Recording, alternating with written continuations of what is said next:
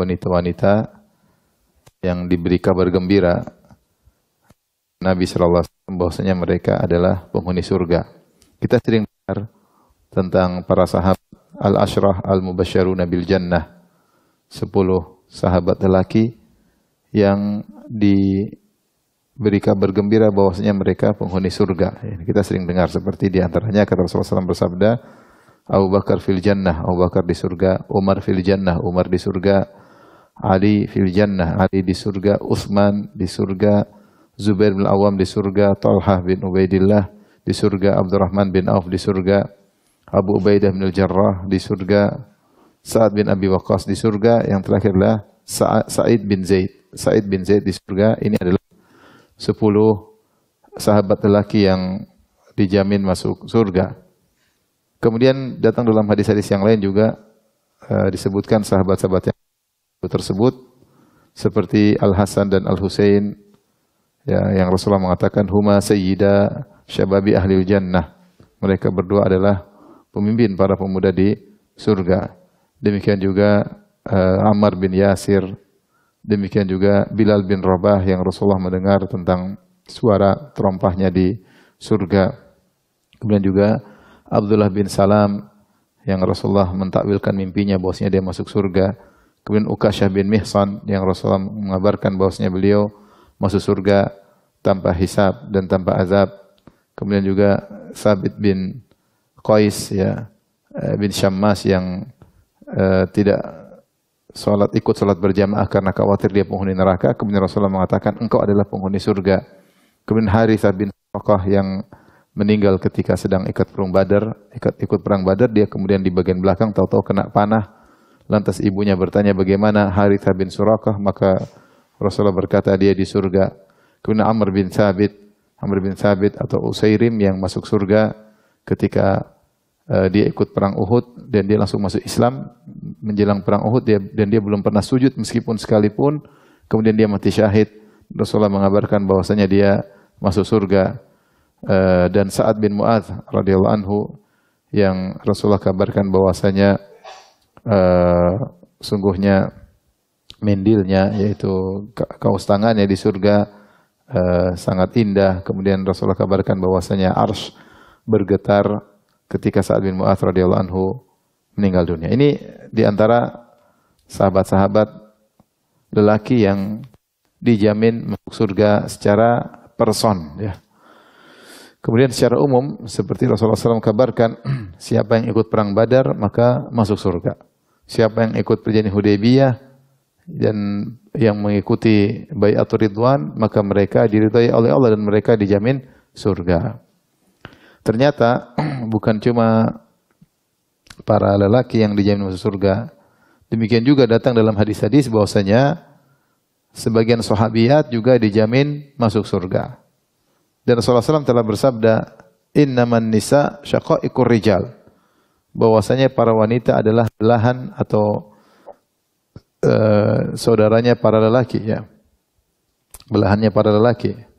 Maksudnya apa? Maksudnya sebagaimana para lelaki yang memiliki akhlak tertentu, tabiat tertentu, dan berlaku pada mereka hukum-hukum tertentu, demikian juga wanita juga mirip-mirip. Lelaki ada yang begini, wanita juga ada yang begitu, ya. Ada yang bertabiat demikian, wanita juga ada yang bertabiat demikian. Yang berlaku hukum bagi lelaki juga berlaku bagi wanita, kecuali hukum-hukum khusus yang terkait dengan wanita. Oleh karenanya ketika ada lelaki-laki yang soleh, maka ada juga wanita-wanita yang solehah.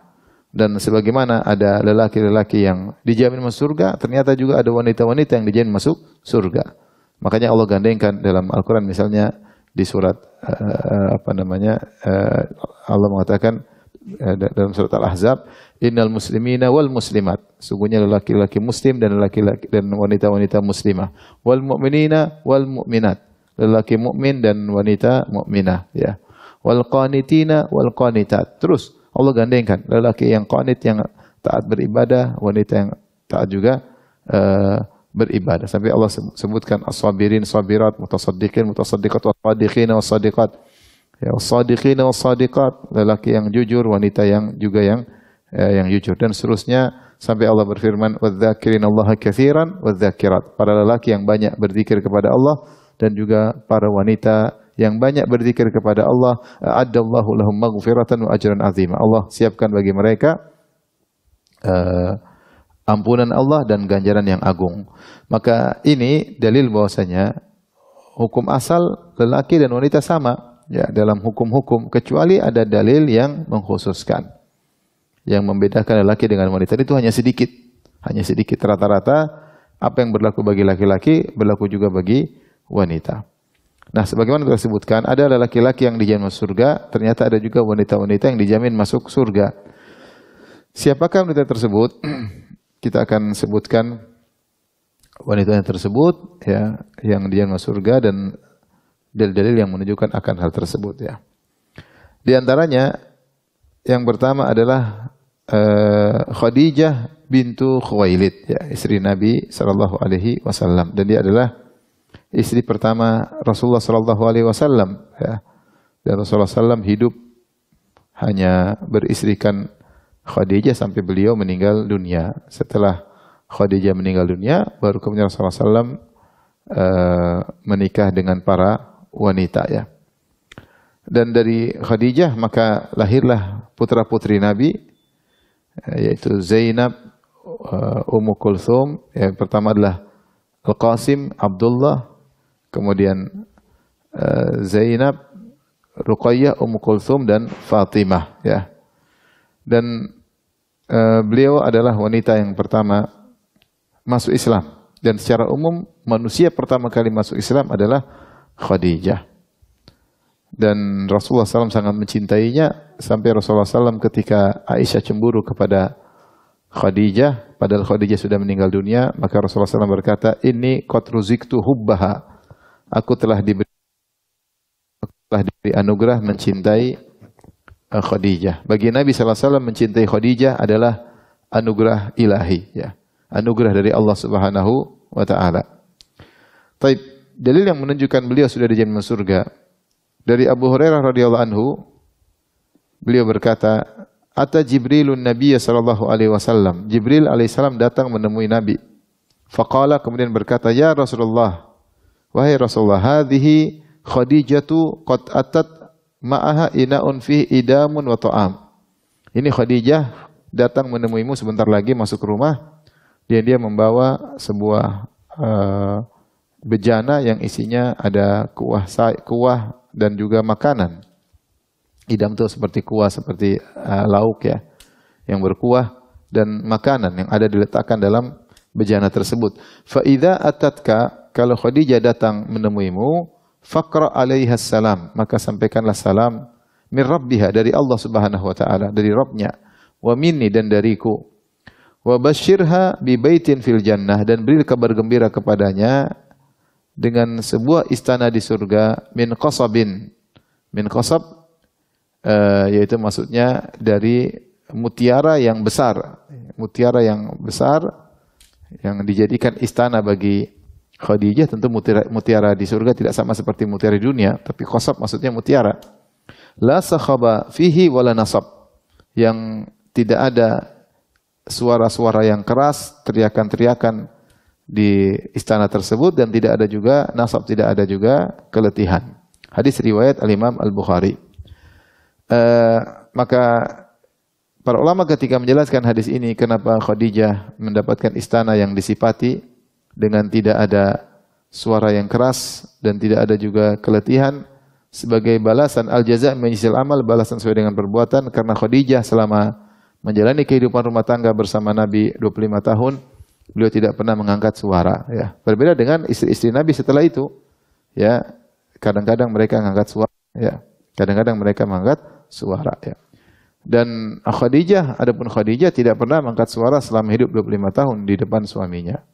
Dan juga Khadijah benar-benar berletih-letih untuk ngurusin anak-anak Nabi sallallahu alaihi wasallam, sehingga Nabi bisa fokus untuk berdakwah dengan berbagai macam suka duka yang mereka jalani, dan semua itu jalani oleh Khadijah dengan sangat sabar, sehingga ketika di surga semua keletihan tersebut akan sirna, berganti dengan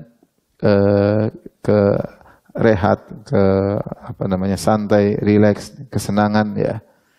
Dan ini diantara ciri istimewa Khadijah radhiyallahu taala anha. Makanya ketika Aisyah cemburu kepada Khadijah, maka Rasulullah SAW berkata, amanat bi idh kafara biyan nas. Khadijah beriman kepadaku ketika seluruh manusia kafir kepadaku. Wa saddaqatni idh kafara biyan nas. Dan dia membenarkan aku ketika seluruh manusia mendustakan aku. Wa wasatni bimaliha wa nafsiha. Dan dia menghiburku, membantuku dengan dirinya dan juga dengan hartanya. Dia membantuku dengan dirinya dan hartanya. Dan dia telah memberikan kepadaku anak-anak tatkala wanita-wanita lain tidak bisa memberikan aku anak-anak. Jadi bahwasanya Khadijah radhiyallahu anha di antara sifatnya wa wasatni bi nafsiha wa maliha. Dia bantu aku dengan dirinya dan juga hartanya. Jadi selalu menghibur Nabi SAW, selalu menyenangkan Nabi SAW, ya, dan tidak pelit kepada Nabi SAW. Dia wanita saudagar yang kaya raya, semua hartanya dia berikan untuk dakwah. Bukan sebaliknya, banyak wanita yang malah menghabiskan harta suaminya. Ya. Ini Khadijah radhiyallahu taala anha. Maka ini renungan bagi kita, bagi para wanita mukminah. Renungan bagi wanita muslimah, wanita mukminah untuk bisa meniru akhlak Khadijah radhiyallahu taala. Mungkin kalau seperti Khadijah mungkin mustahil ya. Jadi wanita muslimah, wanita mukminah berusaha meniru ibunda mereka, yaitu Khadijah radhiyallahu anha yang berusaha membantu suaminya ya, dengan dirinya maupun dengan hartanya ya. Saya katakan tadi tidak seperti banyak wanita yang justru malah merepotkan suaminya baik dengan dirinya maupun dengan hartanya ya. Hartanya merepotkan suami dengan mengambil harta suami, biaya hidupnya berat, maintenance-nya berat ya. Mau beli apa-apa yang mau mahal-mahal ya. Kurang bersyukur kepada suami. Kemudian jiwanya juga merepotkan suami ya. Suka melo, suka mewek ya. Sedikit-sedikit ngambek ya. Maka seorang wanita berusaha meniru Khadijah radhiyallahu taala anha. Kalau dia punya uang kasih semuanya sama suami ya. Untuk dakwah tentunya, untuk sosial ya. Sebisa mungkin untuk mencari ridha Allah Subhanahu wa taala. Inilah Khadijah radhiyallahu anha ya, radhiyallahu taala anha. Dan saya sudah sampaikan bahwasanya Khadijah dikenang terus oleh Nabi sallallahu alaihi wasallam di antaranya karena akhlaknya yang sangat mulia ya. Kita bayangkan bagaimana seorang wanita yang tidak pernah angkat suara selama 25 tahun dengan kerepotan ngurus anak yang banyak. Anak 6 itu bukan mudah, dan Khadijah punya anak sebelumnya dari suami-suami sebelumnya ya. Rasulullah adalah suami yang ketiga. Ya, dia punya anak sebelumnya, ngurusin anak-anak Nabi Shallallahu Alaihi Wasallam yang tinggal di rumah ya. Dan semua itu dijalani oleh Khadijah radhiyallahu taala anha dengan tulus ya, sehingga meskipun beliau meninggal dalam kondisi tua ya, sebagaimana dikatakan oleh Aisyah Hamra'us Shidqain, yaitu sudah mulai tanggal giginya karena usia sudah 65 tahun, mungkin kalsium kurang karena banyak menyusui anak-anak Nabi Shallallahu Alaihi Wasallam, tetapi Nabi selalu mengenangnya. Maka benar bagi seorang lelaki kecantikan fisik itu sangat penting, tetapi lebih penting daripada itu adalah kecantikan akhlak. Maka seorang berusaha berakhlak mulia kepada suami karena Allah Subhanahu wa taala.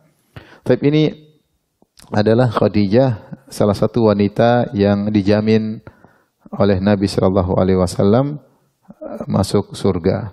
Bahkan Jibril mengatakan Allah kirim salam kepadanya ya. Allah kirim salam kepadanya ya. Ya, faqra 'alaiha assalama min rabbih wa minni. Jika Khadijah datang wahai Rasulullah, sampaikan kepadanya salam dari Rabbnya dan dari aku, dari Jibril alaihissalam. Kita tahu kita kalau dikirim salam sama kiai atau sama syekh, kita senang banget ya. sama sama apa namanya pejabat kita senang. Gimana lagi yang ngirim salam adalah penguasa alam semesta. Ya. Taib. Wanita kedua yang dijadikan masuk surga adalah Aisyah radhiyallahu taala anha, yang dikenal dengan Siddiqah bintu Siddiq. Ayahnya diberi gelar Abu Bakar As-Siddiq yang selalu membenarkan, dan Aisyah diberi gelar dengan Siddiqah, wanita yang juga selalu membenarkan. Beliau adalah Ummu Abdillah, ya, Aisyah bintu Abi Bakar. Kunyahnya adalah Ummu Abdillah, dan dia berkunyah kepada ponakannya karena beliau punya ponakan yaitu Abdullah ibnu Zubair ibn al-Awwam, karena saudari kakaknya Aisyah yaitu Asma bintu Abi Bakar yang beda ibu satu bapak. Asma bintu Abi Bakar menikah dengan Zubair bin al-Awwam dan punya anak namanya Abdullah bin Zubair. Maka Aisyah berkunyah dengan ponakannya Ummu Abdillah meskipun dia enggak punya anak namanya Abdullah. Jadi Aisyah adalah Ummu Abdillah bintu Abi Bakar bin Kuhafah. Beliaulah sang wanita yang telah al-mubarra'ah min fawqi sab'i samawat, yang telah dinyatakan suci oleh Allah dari atas langit yang 7 dengan Allah turunkan surat An-Nur, ya. Bahwasanya ketika Aisyah dituduh berzina, maka Allah bela bukan hanya melalui mimpi kepada Nabi, bahkan Allah turunkan ayat. Ketika turun ayat-ayat tersebut, Aisyah berkata, "Wala nafsi ahqar." Saya merasa diriku tidak pantas. Saya menyangka Allah akan bela saya dengan memberi mimpi kepada Rasulullah SAW. Ternyata Allah turunkan ayat sampai 15 ayat kurang lebih membela Aisyah. Subhanallah, bagaimana seorang wanita yang semulia ini dibela oleh Allah sampai diturunkan ayat begitu banyak untuk membela Aisyah radhiyallahu taala anha. Baik, Amr bin As radhiyallahu anhu pernah datang kepada Nabi, dia berkata, "Ataitu Rasulullah sallallahu alaihi wasallam faqultu ayyun nasi ahabbu ilaik?" Ya Rasulullah, siapa orang yang paling kau cintai? Kisahnya Amr bin As ini dia baru masuk Islam. Dia baru masuk Islam, beberapa bulan kemudian Rasulullah perhatian sama dia sampai Rasulullah suruh dia jadikan dia sebagai panglima perang. Dan Rasulullah perhatian sama dia. Begitu perhatian sampai ketika dia ketemu Nabi, dia tanya, "Ya Rasulullah, siapa sih orang yang paling kau cintai?" Karena dia merasa sangat dicintai oleh Nabi. Jadi Nabi mensikapi dia sampai dia merasa dia orang yang paling dicintai, diperhatikan, termasuk golongan orang yang paling disayang. Maka dia tanya, "Ya Rasulullah, ayun nasi ahabbu ilaik?" Siapa orang yang paling kau cintai? Maka Rasulullah berkata, "Aisyah." Qultu, kata Amr bin As, "Minar rijal?" Laki-laki siapa yang kau cintai? Kata Rasulullah, Abu Bakar, bapaknya. Terus fulan, terus fulan. Nama Amr tidak disebut-sebut. Akhirnya Amr, "Saya berhenti, saya khawatir saya yang paling terakhir." Akhirnya dia enggak berhenti, dia enggak lanjutin. Tapi ini menunjukkan akhlak Nabi, bagaimana Nabi mensikapi dia sampai dia merasa dia sangat disayang oleh Nabi sallallahu alaihi wasallam, ya. Di sini ketika Nabi ditanya, "Siapa orang yang paling kau cintai?" Nabi mengatakan Aisyah, ya. Aisyah radhiyallahu taala anha, ya. Tentunya kalau Rasulullah cinta Aisyah, ya, makanya tentu Aisyah memiliki kelebihan yang banyak, ya. Memiliki kelebihan yang sangat banyak, ya.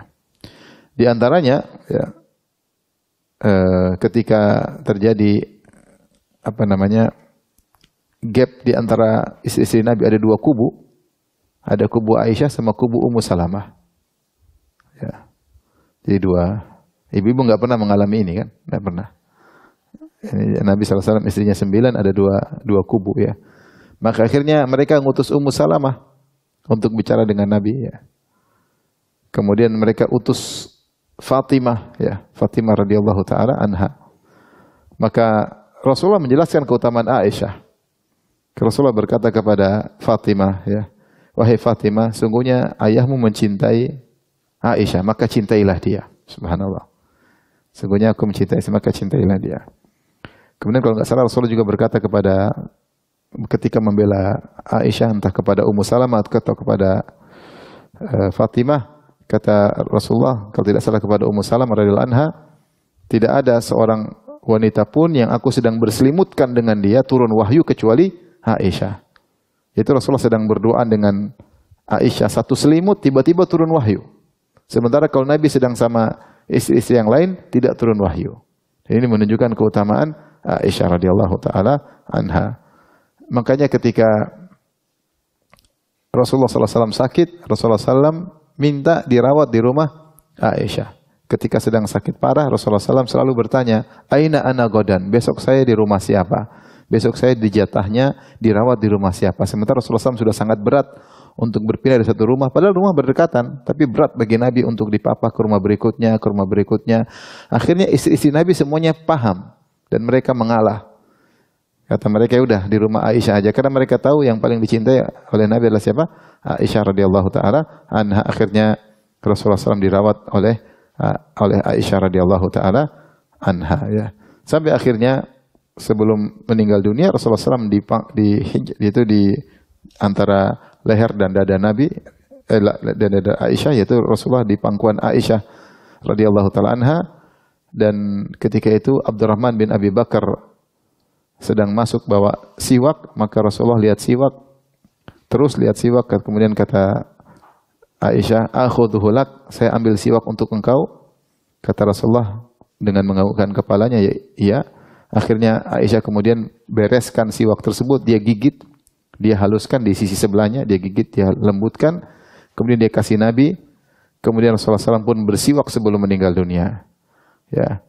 Dan disitulah Aisyah berkata, Rasulullah sebelum meninggal, air liurku bercampur dengan air liur Nabi Sallallahu Alaihi Wasallam. Karena air liur Aisyah berada di siwak tersebut, kemudian digunakan untuk bersiwak oleh Nabi Sallallahu Alaihi Wasallam sebelum wafat bertemu Allah Subhanahu Wa Taala. Adapun dalil bahwasanya Aisyah adalah penghuni surga, anna Jibril ja'a bi suratiha fi khirqata harir khadra ila Nabi sallallahu alaihi wasallam. Jibril datang kepada Nabi sallallahu alaihi wasallam membawa dalam mimpi, ya. Jibril datang kepada Nabi membawa secari kain sutra berwarna hijau. Dia datang kepada Nabi sallallahu alaihi wasallam, kemudian di situ ada wajah Aisyah. Kemudian Jibril berkata, "Inna hadhihi zaujatuka fid dunya wal akhirah." Sungguhnya ini adalah istrimu di dunia dan di akhirat. Istrimu dunia di akhirat. Berarti kalau istri Nabi di akhirat berarti di surga. Kemudian ini hadis riwayat Tirmidzi. Dalam Sahih Al-Bukhari ketika Ammar berkata tentang Aisyah. Ammar berkata tentang Aisyah. Innaha zaujatu nabiyikum sallallahu alaihi wasallam fi dunya wal akhirah. Ammar bilang, ketahuilah Aisyah adalah istri Nabi kalian di dunia maupun di akhirat. Yaitu Ammar tahu bahwasanya Aisyah masuk surga, akan menjadi istri Nabi di surga. Demikian dalam Sahih Bukhari ketika Aisyah sedang sakit, maka Ibnu Abbas datang menjenguk Aisyah. Ibnu Abbas berkata, "Ya Ummul Mukminin, taqdamina ala farati sidqin ala Rasulullah sallallahu alaihi wasallam wa ala Abi Bakar." Ya. Yaitu wahai Ummul Mukminin, engkau akan mendatangi, ya, Nabi sallallahu alaihi wasallam dan juga ayahmu Abu Bakar As-Siddiq, ya. Yaitu Abu Bakar dan Nabi telah mendahului engkau di surga dan engkau akan menyusul mereka berdua. Ini perkataan Ibnu Abbas. Ya, dia berkata ketika Aisyah sakit parah mau meninggal dunia, maka dia kasih kabar gembira Ibnu Abbas. Wahai Ummul Mukminin, engkau akan mendatangi Farat. Farat itu maksudnya orang yang mendahului. Kalau seperti Rasulullah mengatakan, ana faratukum alal haud, aku adalah mendahului kalian di telaga, yaitu Rasulullah akan siapkan telaga buat umatnya sebelum datang umatnya untuk minum dari telaga, yaitu yang datang lebih dahulu kemudian mempersiapkan kondisi. Maka Ibnu Abbas memberi kabar gembira kepada Aisyah, wahai Aisyah Ummul Mukminin, sungguhnya kau akan kemana setelah meninggal dunia? Kau akan pergi menemui dua orang yang telah mendahuluimu dan menyiapkan segalanya untukmu. Siapa? Bapakmu Abu Bakar As-Siddiq dan suamimu siapa? Nabi sallallahu alaihi wasallam, ya. Maka ini dalil bahwasanya Ibnu Abbas memastikan bahwasanya Aisyah masuk surga. Karena Ibnu Abbas enggak mungkin ngomong begini kecuali dengan kabar dari Nabi. Dia pasti mendengar kabarnya dari Nabi dan dia pastikan engkau pasti masuk surga, sehingga tidak perlu bersedih karena kau akan bertemu dengan suamimu dan ayahmu. Itulah Aisyah radhiyallahu taala anha, ya, yang kalau dikenal sebagai penuntut ilmu, ya, menghafalkan banyak hadis dari Nabi sallallahu alaihi wasallam. Karenanya ketika Rasulullah SAW meninggal, orang-orang nuntut ilmu kepada Aisyah radhiyallahu taala anha di balik hijab, dan terkenal sangat dermawan. Aisyah radhiyallahu anha terkenal sangat dermawan. Maka tidak usah heran kenapa dia sangat dermawan, karena suaminya juga sangat dermawan. Ya, ini Aisyah radhiyallahu taala anha. Adapun dia cemburu, kan masih kecil sehingga dia tidak kurang bisa mengontrol, masih remaja, tidak seperti istri-istri Nabi yang lain. Aisyah masih sangat muda sehingga kecemburuannya sering terungkapkan, dan dia yang cerita sendiri, saya cemburu, saya cemburu, saya cemburu, ya. Padahal dia yang paling dicintai, subhanallah.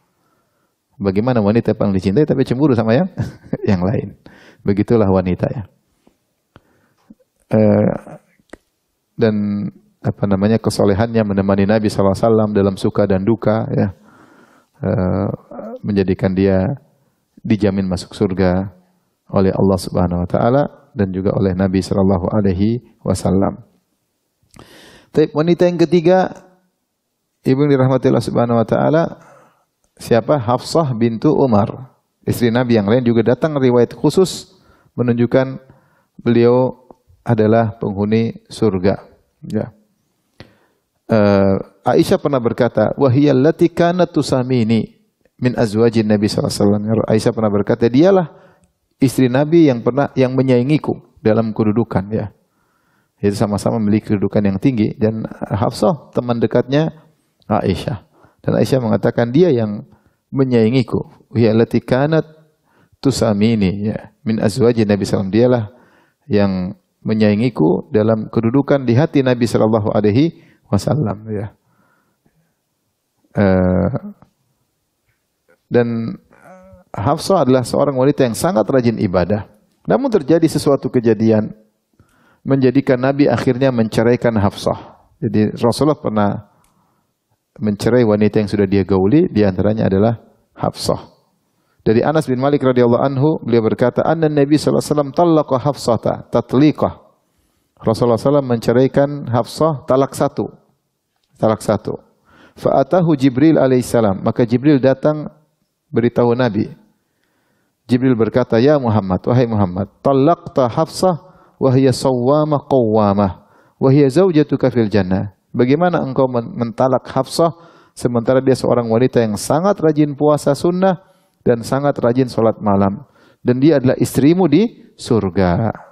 Akhirnya Rasulullah kembali kepada Hafsah. Adapun sebabnya kenapa Rasulullah mencerai Hafsah, wallahu alam bisawab, tidak dijelaskan dengan dalil yang tegas. Tetapi akhirnya Rasulullah kembali. Kenapa? Karena Hafsah adalah istrinya di surga. Sawwamah, qawwamah. Rajin puasa, rajin sholat malam.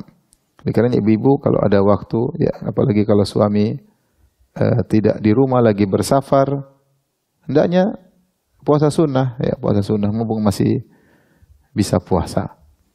Terus jangan lupa sholat malam, ya, sholat malam, jangan tidur terus, ya. Bangun-bangun sudah duha, ya. Salatnya, ya. Bangun itu sebelum subuh, ya. Sebelum subuh ibu-ibu rajin salat malam, ya. Dengan salat malam itulah kita bisa bahagia. Ajak suami salat malam, ya. Hanya kebiasaan kita tidur jangan larut malam, kita bangun sebelum subuh misalnya 3:30, udah kita salat malam. Kalau suami lagi letih karena dia kerja keras, kita salat malam sendiri. Kita salat malam sendiri. Ini salat malam. Doain suami, doain anak-anak. Dengan begitu kita akan bahagia. Apapun masalah yang kita hadapi, kalau kita ada connecting dengan Allah, selalu punya hubungan khusus dengan Allah, Allah akan kuatkan kita. Allah akan kuatkan kita. Jadi inilah keistimewaan Hafsah, sawwamah, qawwamah. Dan dia adalah penghuni surga karena sawwamah, qawwamah, sering puasa sunnah, sering salat malam. Maka ibu yang dirahmati Allah Subhanahu wa taala, rajin puasa sunnah. Apalagi ibu sudah tua yang sudah beruzur, ya. Mau ngapain lagi? Ya sudah, puasa sunnah sama salat malam. Ya, udah waktunya dekat sama Allah Subhanahu wa taala. Ya. Jangan keluar mulu, ke mall melulu, ya. Bukan waktunya lagi seperti itu, ya. Kalau udah 40 ke atas tuh sudah tahu diri harusnya, ya. Udah 40 ke atas malah semakin semakin lincah ya, jangan. Maka ibu-ibu kalau udah 40 tahun ke atas, apalagi 50 tahun ke atas ya, apalagi 60 tahun ke atas ya, maka jangan lupa sholat malam, puasa sunnah diperbanyak ya, diperbanyak sambil menanti pertemuan dengan Allah Subhanahu wa taala.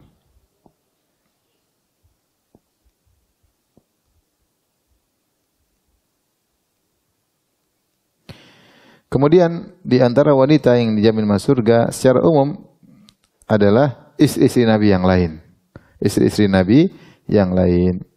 Sebagaimana Allah telah memuji mereka, Allah mengatakan wa may yaqnut minkunna lillahi wa rasulihi wa ta'mal salihan nu'tiha ajraha marratain wa atadna laha rizqan karima. Siapa di antara kalian para istri Nabi yang kunut, taat beribadah dan beramal soleh, ya, nu'tiha ajraha marratain, kami akan berikan dia pahala 2 kali lipat, wa atadna laha rizqan karima, dan kami akan siapkan baginya rizki yang mulia. Itu kata Ibnu Katsir ai fil jannah, yaitu mereka akan masuk surga istri-istri Nabi. Fa innahunna fi manazili Rasulullah sallallahu alaihi wasallam fi alal illiyin. Karena istri-istri Nabi secara umum semuanya akan mendapatkan derajat yang tinggi, di sederajat dengan Nabi sallallahu alaihi wasallam, untuk menemani Nabi sallallahu alaihi wasallam ya. Oleh karenanya Allah melarang kalau Nabi sudah meninggal tidak ada yang boleh menikahi istri Nabi sallallahu alaihi wasallam. Kata Allah Subhanahu wa taala, "Wa ma kana lakum an tu'dhu Rasulallahi wa la an tankihu azwajahu min ba'dihi abada inna dzalika kana 'indallahi 'azima." Inna dzalikum kana 'indallahi 'azima. Kata Allah Subhanahu wa taala, dan tidak boleh bagi kalian untuk menyakiti Nabi sallallahu alaihi wasallam, dan tidak boleh bagi kalian untuk menikahi istri-istri Nabi setelah Nabi meninggal dunia. Karena itu perkara besar di sisi Allah Subhanahu wa taala. Para ulama menyebutkan kenapa istri-istri Nabi tidak boleh dinikahi setelah Nabi meninggal dunia, karena istri-istri Nabi akan menjadi istri Nabi di surga.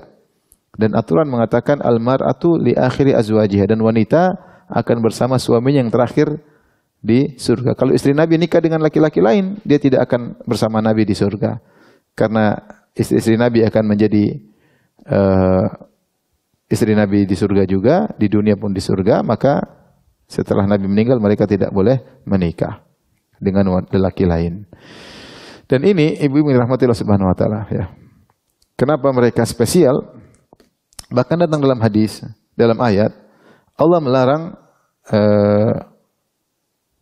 Nabi sallallahu alaihi wasallam untuk menikah lagi selain 9 wanita tersebut. Dalam surat Al-Ahzab ayat 52 Allah berfirman, "La yahilul lakan nisa'u min ba'du wala an tabaddala bihinna min azwajin walau a'jabaka husnuhun illa ma malakat yaminuk wa kana Allahu ala kulli syai'in raqiba." Tidak halal bagi engkau wahai Rasulullah untuk menikahi wanita-wanita ya setelah istri-istrimu yang 9 ini. Dan tidak pula boleh bagi engkau untuk mengganti istrimu yang sekarang dengan istri-istri yang lain meskipun cantik wanita-wanita tersebut.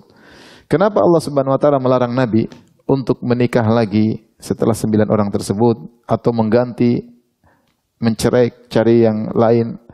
Karena para istri-istri Nabi telah diberi pilihan oleh Nabi seperti turun ayatut takhyir yang Allah sebutkan dalam surat Al-Ahzab juga, ya ayuhan nabi qul li azwajika in kuntunna turidul hayatad dunya wa zinataha fata'alaina ummatikunna wa asrikuna sarwan jamila.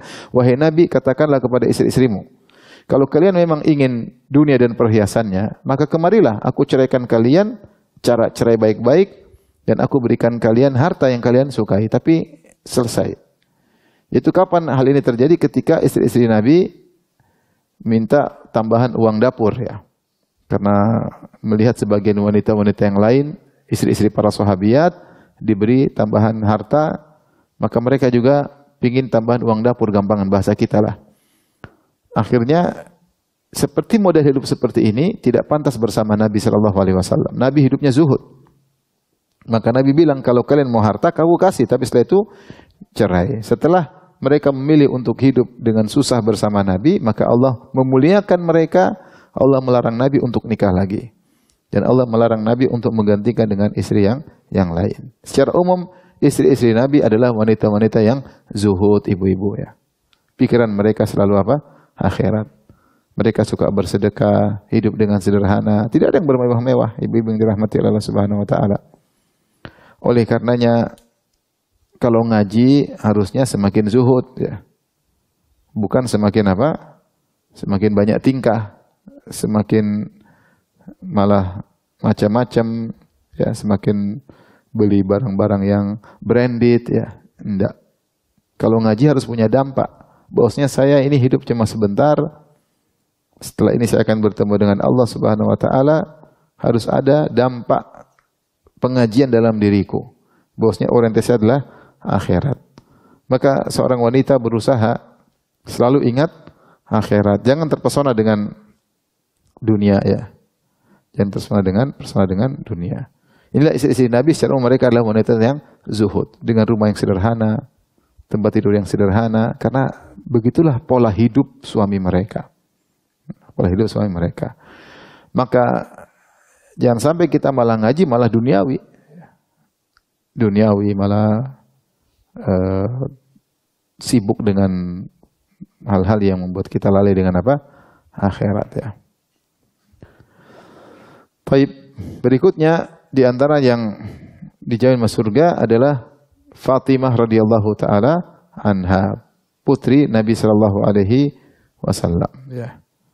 Fatimah sebagaimana sering disampaikan diberi gelar dengan Ummu Abiha, ibu daripada ayahnya sendiri, yaitu ketika seluruh keluarganya meninggal dunia. Jadi dari Nabi menikah dengan Khadijah, punya anak 6, kemudian semuanya meninggal.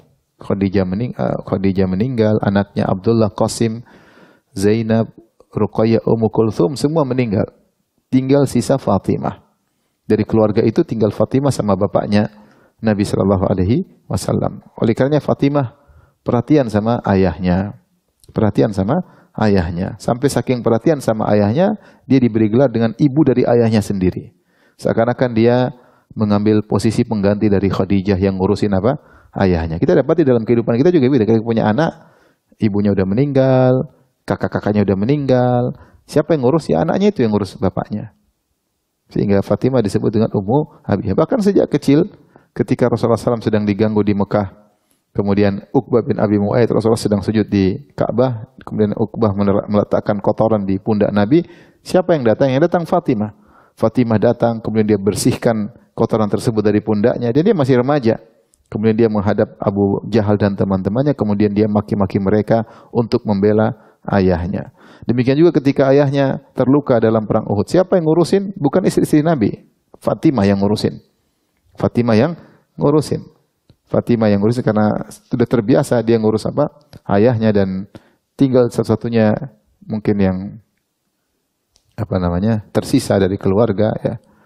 Maka dia bersama Ali yang ngurusin Rasulullah, membersihkan luka di wajah Nabi sallallahu alaihi wasallam sampai akhirnya darah yang tadinya keluar akhirnya berhenti ya.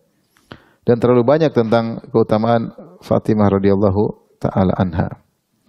Di antaranya ketika Rasulullah SAW akan meninggal dunia, Rasulullah memberi kabar firasat, beri kabar kepada Fatimah ya. Dia berkata, wahai putriku, inna Jibril kana yu'ariduni al-Qur'an kulla sanatin marrah. Jibril biasanya ngajarin aku Al-Qur'an dari awal sampai akhir dalam setahun sekali. Wa innahu aradhanil 'ama marratain. Tetapi tahun ini Jibril mengajariku 2 kali dalam setahun. Wala arahu illa hadara ajali.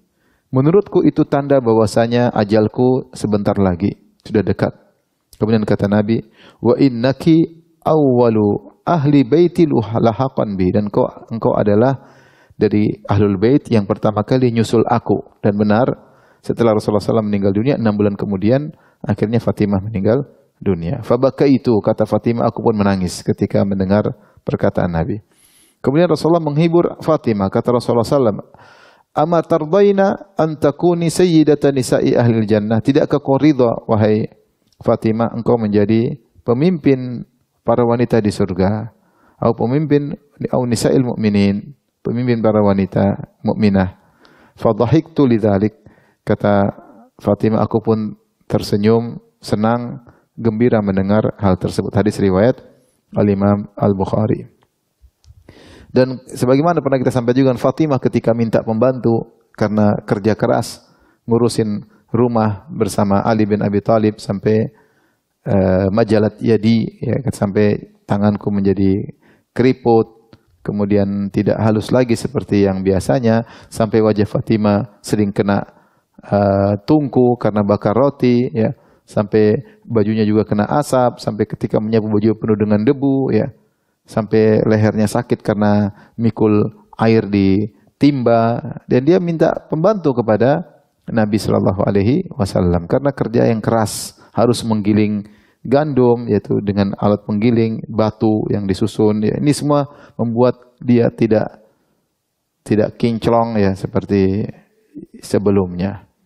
Maka ya tidak glowing seperti sebelumnya. Maka dia lapor kepada Nabi minta pembantu. Apakah Nabi kasih pembantu? Nabi tidak kasih pembantu. Bahkan Nabi berkata, ya Fatimah, ya, inna khairan nisa, sungguhnya wanita yang terbaik, ya, allati nafa'at ahlaha, yang bermanfaat bagi keluarganya. Maksudnya kau bekerja begitu, ini jalan menuju surga, jalan menuju surga. Dan Nabi tidak manjakan Fatimah padahal dia adalah putri bungsu, ya. Saya sering sampaikan, seandainya saya di posisi Nabi dan saya bisa datangkan budak banyak, saya kasih sama putri bungsuku. Tapi ternyata Nabi tidak demikian. Ya, dia malah suruh Fatimah untuk berzikir. Maukah aku tunjukkan kepada kalian berdua yang lebih baik daripada pembantu?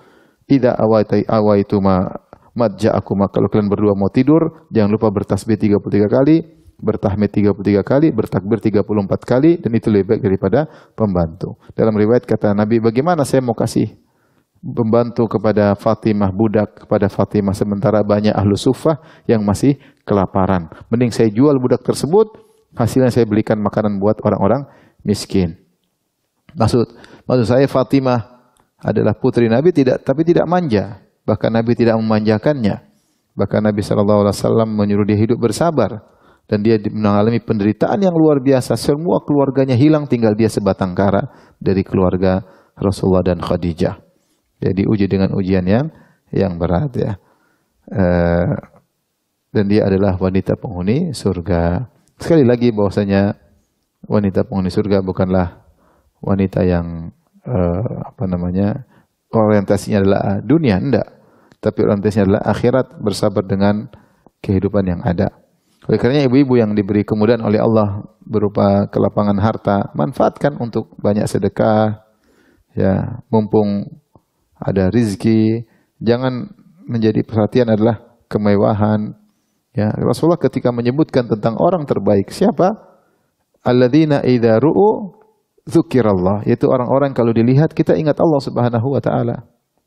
Jadi wanita terbaik itu kalau temannya lihat ingat Allah, bukan kalau dilihat sama temannya ingat branded. Nah, ini branded.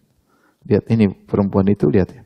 Jamnya branded, sepatunya branded, sendalnya branded, apalagi kacamatanya branded, suaminya juga branded. Jadi harusnya wanita soleh itu kalau dilihat membuat orang ingat apa?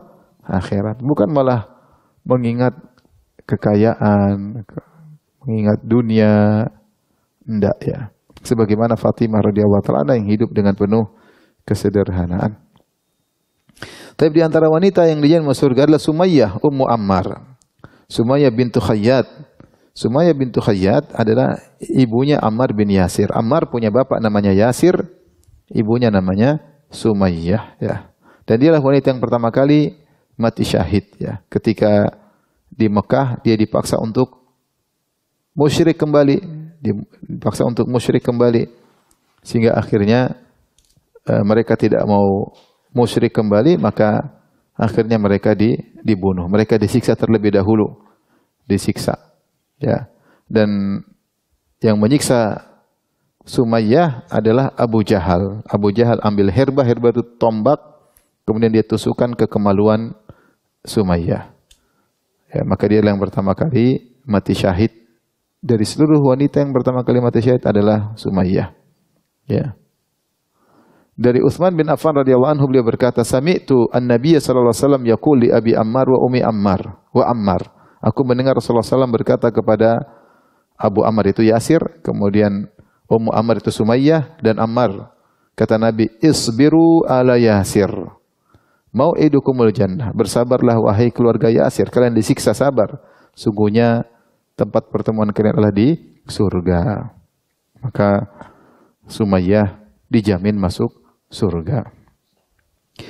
Berikutnya di antara yang dijamin masuk surga, seorang wanita berkulit hitam yang dikenal dengan Ummu Zufar. Ada khilaf apakah dia Ummu Zufar atau lainnya, tapi intinya dia wanita berkulit hitam yang dijamin masuk surga oleh Nabi sallallahu alaihi wasallam. Dari Atha bin Abi Rabah. Atha bin Abi Rabah muridnya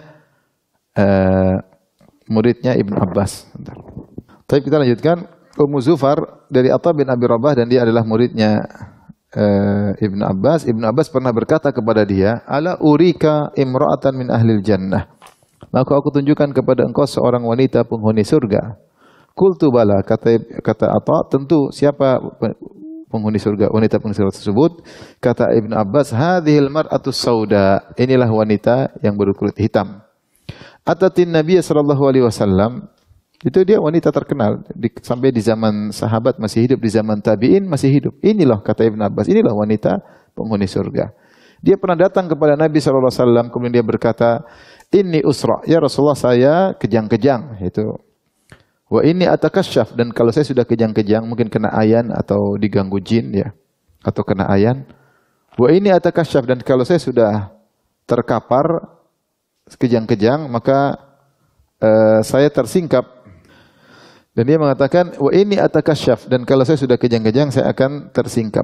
"Fadu'ullah li," itu terbuka sebagian auratnya. Doakan aku agar sembuh. Kata Nabi SAW, "In syi'ti sabarti walakil jannah." Kalau kau mau bersabar, kau akan dapat surga. Itu tidak sembuh, tetap sakit. Tapi kau akan dapat surga. "Wa in syi'ti da'autullah an yu'afiyaki." Kalau kau mau saya doakan Allah agar kau sembuh.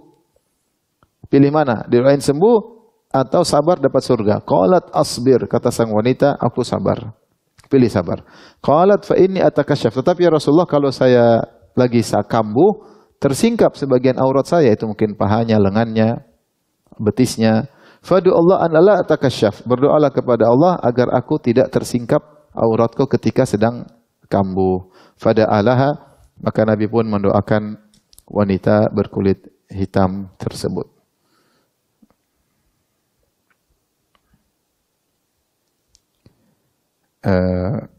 Setelah itu maka beliau tetap sakit, tetap kejang-kejang, tetapi subhanallah Allah mengkabulkan doa Nabi sehingga meskipun kejang-kejang dia tidak tersingkap. Inilah wanita yang kalau dilihat secara fisik berkulit hitam mungkin tidak menarik bagi sebagian lelaki, tetapi dia tetap punya rasa malu yang tinggi, tidak ingin auratnya tersingkap. Padahal kalau auratnya tersingkap dalam kondisi demikian dia dapat uzur. Kenapa? Karena dia sedang sakit ya. Seandainya tersingkap dia tidak dosa ya, tidak dosa. Ini menunjukkan wanita tersebut memiliki rasa malu yang luar biasa ya. Meskipun dia berkulit hitam ya. Oleh karenanya yang menjadikan seorang wanita mulia di sisi Allah bukan secara fisiknya ya. Fisik itu urusan belakangan. Kata Nabi sallallahu alaihi wasallam, "Innallaha yanzuru ila suwarikum wala ila ajsamikum walakin yanzur ila qulubikum wa amalikum." Allah tidak melihat kepada rupa kalian, kepada paras kalian, kepada fisik kalian. Tapi yang Allah lihat adalah hati dan amal kalian. Maka para wanita jangan sampai lupa untuk perbaiki akhlak, memperbaiki diri, menghiasi diri dengan rasa malu ya. Ini wanita berkulit hitam aja dia malu meskipun dalam kondisi kejang-kejang. Seandainya kalau tersingkap pun dia tidak berdosa karena di luar kemampuannya, tetapi dia tetap tidak ingin tersingkap dan dia pilih sabar. Sabar dengan penyakitnya. Inilah penghuni surga yang ketika seorang wanita diberi sakit, dia bersabar dengan penyakit tersebut. Dia tahu bahwasanya penyakit itu akan menghapuskan dosa-dosa dan meninggikan derajat. Akan menghapuskan dosa-dosa dan meninggikan derajat. Jika seorang wanita kalau mengalami musibah, mengalami sakit, dia ingat kisah wanita berkulit hitam ini. Bisa jadi Allah pilihkan sakit yang berkesinambungan. Tidak lain adalah untuk mengangkat derajatnya. untuk menggugurkan dosa-dosanya. Siap, tidak ada yang ingin sakit. Ya. Wanita ini juga tidak ingin sakit, tapi ketika tahu kata Rasulullah sabar mau surga, dia pilih sakit. Ya. Dia pilih untuk tetap sakit. Ya. Taib, oleh karenanya jangan sampai sibuk memperhatikan penampilan luar casingnya, sementara dalamnya amal batinnya tidak diperhatikan. Perhatikan wanita berkulit hitam ini luar biasa, amal hatinya, sabarnya luar biasa, dan rasa malunya yang sangat luar biasa, yang menjadikan dia akhirnya menjadi penghuni surga. Yang berikutnya Ummu Sulaim yang namanya Rumaisa bintu Milhan. Ada yang mengatakan bukan Rumaisa, Al-Gumaisa bintu Milhan, Al-Ansariyah, Al-Khazrajiyah, ya. Dan dia adalah ibunya Anas bin Malik radhiyallahu taala anhu, ya. Dan kisah dia sangat banyak, ya. Mengikuti banyak peperangan, dia ikut serta dalam perang Hunain, ikut serta dalam perang Uhud, dan dia termasuk wanita yang mulia. Dari Anas bin Malik radhiyallahu anhu, Nabi SAW pernah bersabda, "Dakhaltul jannata fasami'tu khashfatan faqultu man hadha?" Qalu hadhihi Al-Gumaisa bintu Milhan ummu Anas ibn Malik. Aku masuk surga dan aku mendengar suara, ya, aku bertanya siapa ini? Ini adalah Gumaisa bintu Milhan, ibunya Anas bin Malik. Ya. Maka ini dalil menunjukkan bahwasanya Ummu Sulaim di surga. Karena Rasulullah mengatakan saya mau surga, saya mendengar ada suara. Siapa itu? Itulah Ummu Sulaim. Berarti dia di surga. Dan keutamaan Ummu Sulaim sangat banyak, ya. Dan Ummu Sulaim inilah yang kita tahu kisahnya ketika dia menikah dengan Abu Talha, kemudian punya anak, akhirnya anak tersebut meninggal dunia. Akhirnya dan anak yang dinanti-nanti oleh suaminya Abu Talha, ketika Abu Talha datang ternyata dia tidak kabarkan anaknya meninggal. Ketika Abu Talha tanya, gimana anak kita?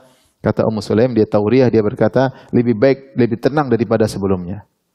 Lebih tenang, maksudnya sudah meninggal, tapi dipikir sudah lebih sembuh, lebih tenang daripada sebelumnya. Akhirnya dia kasih makan suaminya, kemudian dia berhias, kemudian berhubungan dengan suaminya, baru kemudian dia sampaikan anakmu meninggal dunia, ya. Subhanallah, bagaimana seorang wanita yang menyabarkan suaminya, ya. Biasanya suami yang nyabarin istrinya, sabar, ndok. Ini malah suaminya yang disabarin sama istrinya. Luar biasa Ummu Sulaim. Jadi kita perhatikan masalah hati ini penting, masalah kesabaran, bertakwa kepada Allah, beriman kepada takdir, husnudzan bahwasanya apa yang Allah takdir yang terbaik. Dan benar setelah itu Rasulullah bertanya, tadi malam kalian berhubungan diberkahi. Ternyata benar, akhirnya punya anak. Dari hubungan tadi, punya anak, akhirnya dari anak tersebut, punya anak lagi 9 orang atau 10 orang, semuanya hafidz Quran, ya. Kalau nggak salah nama anaknya kalau nggak salah Abdullah, ya. Terus punya anak para hufadz Quran. Jadi ini diantara keutamaan Ummu Sulaim, wanita yang soleha, ya. Dan dialah yang ketika Abu Talha melamar dia bilang mau kawin sama saya, masuk Islam. Akhirnya Abu Talha masuk Islam untuk menikah dengan Ummu Sulaim. Dia tidak bilang mana mahar sekian, berapa, enggak. Dia enggak mikir mahar. Jadi ibu-ibu, otak itu jangan otak dunia, ibu, ya. Jangan otak udang ya. Otak itu mikir apa? Akhirat. Kita alhamdulillah kita hidup. Waktunya makan, waktunya tidur, ya. Ibu-ibu juga udah pada gemuk semua juga, alhamdulillah. Siapa lagi yang mau dicari sudah? Mobil juga ada, rumah juga ada, ya. Mikir akhirat sudahlah. Sudah cukup, usia juga sudah cukup, ya. Bentar lagi juga dipanggil Allah, ya. Maka jangan terlalu pikir dunia, udah cukup lah kita waktu masih muda-muda, karena udah berumur semua, ya.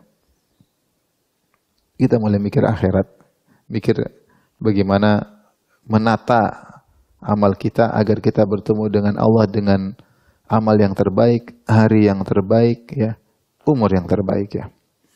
Yang berikutnya, yang ke-9, ya, Ummu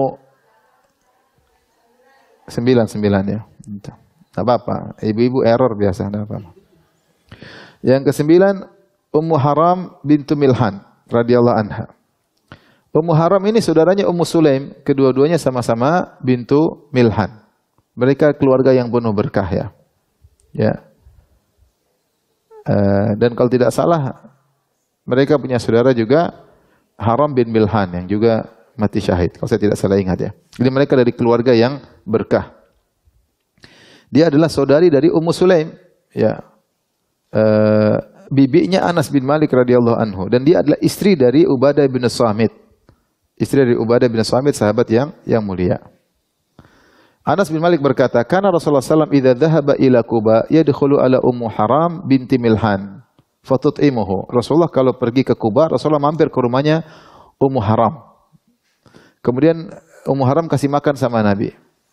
Kasih makan ke Nabi sallallahu alaihi wasallam, memberi makan kepada Nabi. Dan dia adalah istri dari Ubadah bin Samit. Fadakhala yauman fa'at'amatahu. Suatu hari Nabi sallallahu alaihi wasallam masuk ke rumah Ummu Haram, dan para ulama mengatakan Nabi punya hubungan mahram dengan Ummu Sulaim dan Ummu Haram. Cuma khilaf ya, apakah hubungannya seperti apa ya. Ada yang mengatakan, makanya Nabi berkata, ittafaqal ulama ala anna Ummu Haram kanat mahraman lahu sallallahu alaihi wasallam. Ya, karena Rasulullah dekat, Rasulullah masuk rumah, kadang-kadang tidak ada suaminya, Rasulullah SAW tidur di situ, dikasih makan oleh Ummu Haram. Makanya kata An-Nawawi rahimahullah, semua ulama sepakat Ummu Haram adalah mahram bagi Nabi SAW. Tapi mereka berselisih bagaimana hubungan kemahraman tersebut.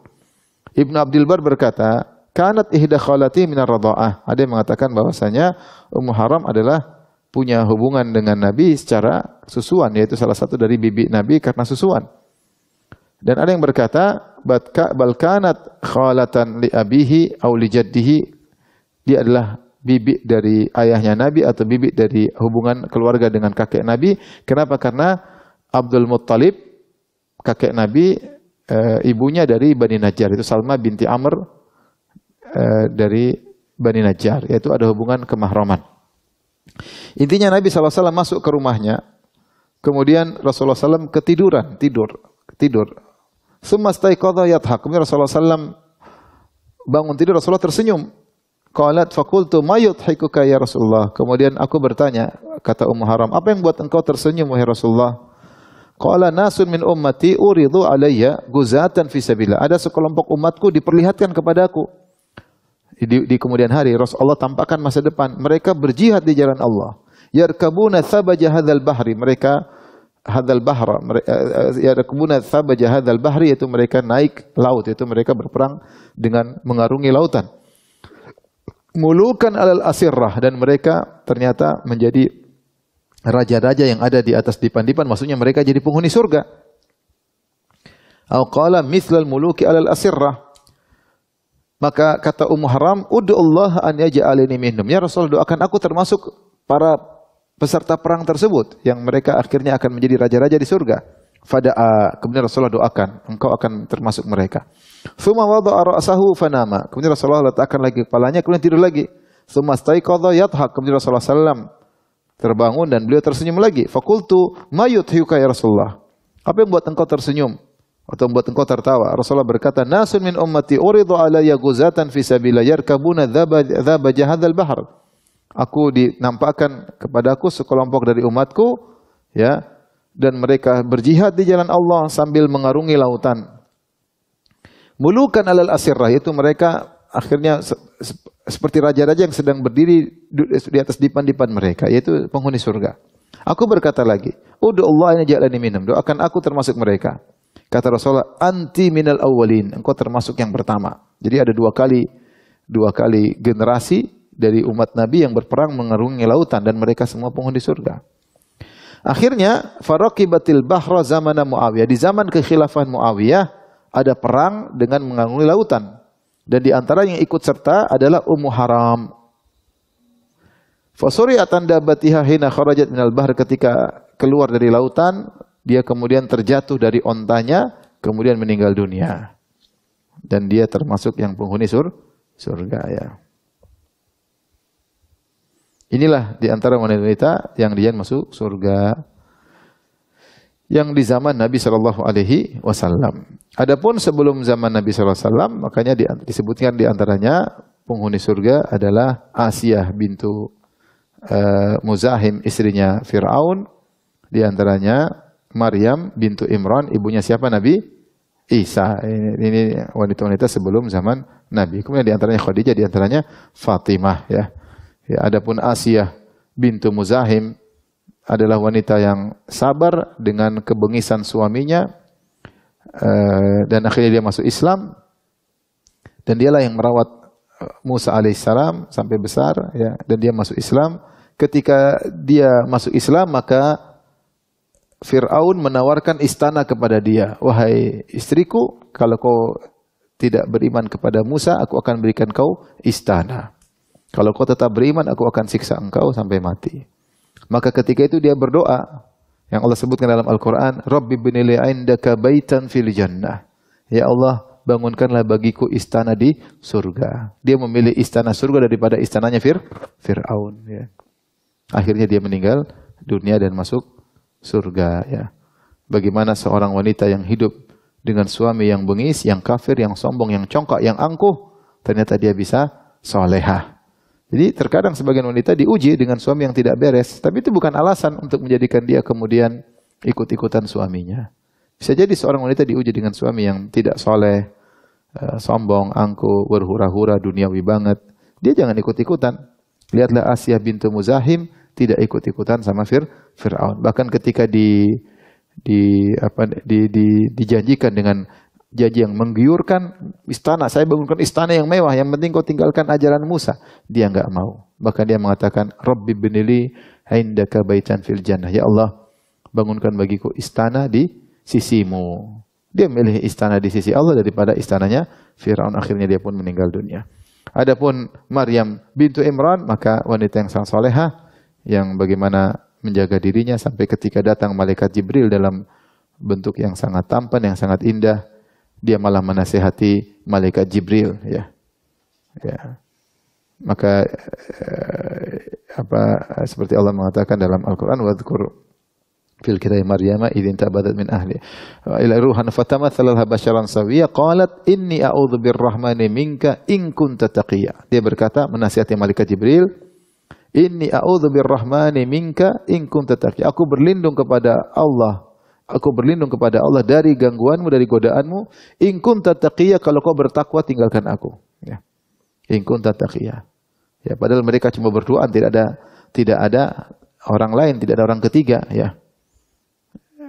Kalau wanita sebagian wanita zaman now, mungkin Mas, kenapa kesini Mas?